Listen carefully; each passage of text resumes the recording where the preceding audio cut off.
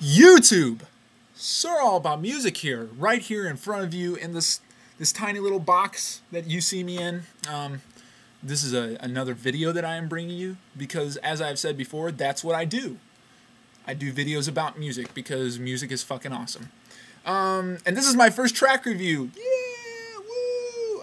And this is a request from Alex703 Rockstar, who does great album reviews of his own, fantastic album reviews, knows what he likes, does a great analyzation of albums, and you should go check him out because he's awesome and he's badass. I've watched a lot of his videos and he's really good. I'll leave a link in the sidebar.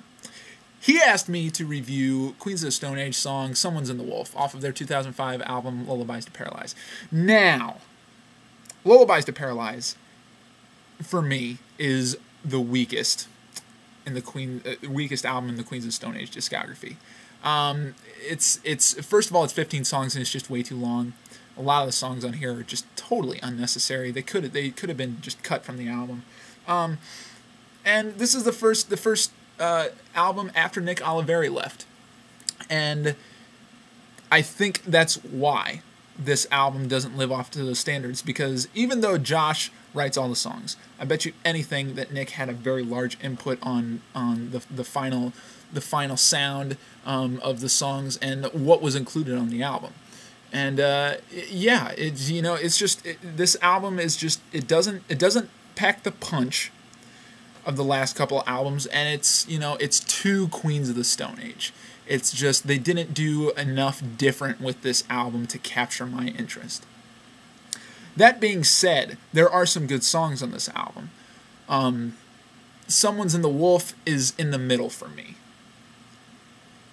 There are really two big stickler points about Someone's in the Wolf. It's way too long. 7 minutes and 16 seconds. It's way too long, and it doesn't have enough going on in the song to justify it being that long. And secondly, about a minute of that is taken up by this ambient, psychedelic kind of softer section that's at the end. That's just totally unnecessary. It's completely and totally unnecessary, and it doesn't need to be there in the song. So those are two big reasons why I don't like this song. Well, let's go over some reasons why this song is good. Okay, first of all, the entire song pretty much is based on a single note riff. There's a lack of chords in here. I can only think of a couple of points, and it's the same riff that's kind of repeated in the song, where there's like chordal things going on.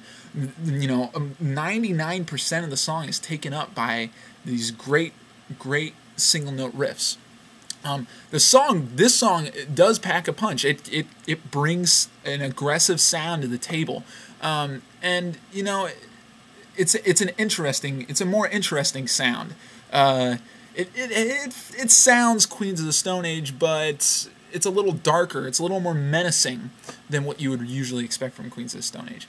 And the thing about this song that is a real characteristic, this is what makes Queens of the Stone Age good, is Josh's vocal melodies. I bet you, and I'm very serious about that, because without Josh's vocal melodies, this band would be any other hard rock band, honestly. The guitar work is a little different, but it's the fact that Josh sticks to the higher registers mostly. He usually kind of, leaves out lower registers, growling lyrics and vocals out. He chooses a more like dreamy kind of vocal melodies to go over his songs, and that's what really sets the Queens apart for me, in my mind. So let's go ahead and take a quick listen to it. You'll hear the single note riff and a lot of the things that make this song interesting. So, Someone's in the Wolf.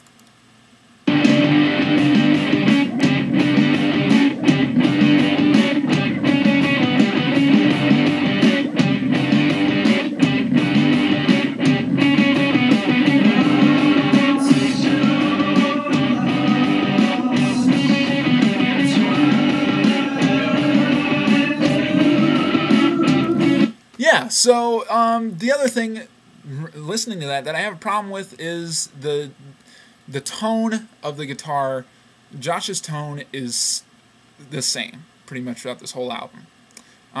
It's not dynamic at all. He doesn't really switch it up that much, and that's another thing that makes it boring.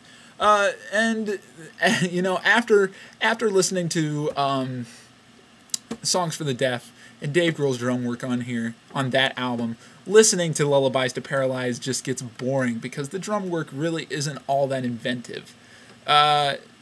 This one's cool because it relies more on toms, and you know there are very few songs that have a basis on the toms.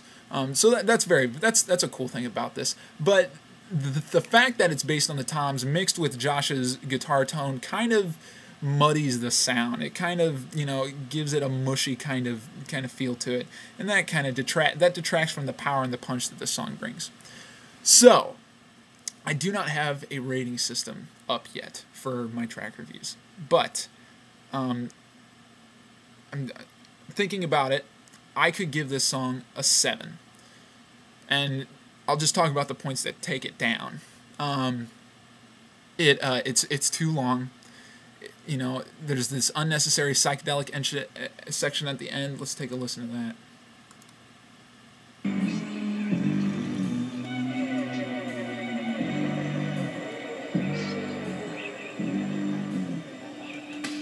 Yeah, just totally unnecessary. And there's a little muddiness as far as the tone of the guitar that it brings to the table and the production and all that junk. So yeah, it's not the best Queens of the Stone Age song, but I can give it a 7. So, SirAllAboutMusic, tell me what you think, what you thought. Yeah, leave comments on how I could improve the style of my track reviews, you know, what I should do with them, blah, blah, blah, blah, blah. And I hope you guys liked it, and I'll see you guys next time.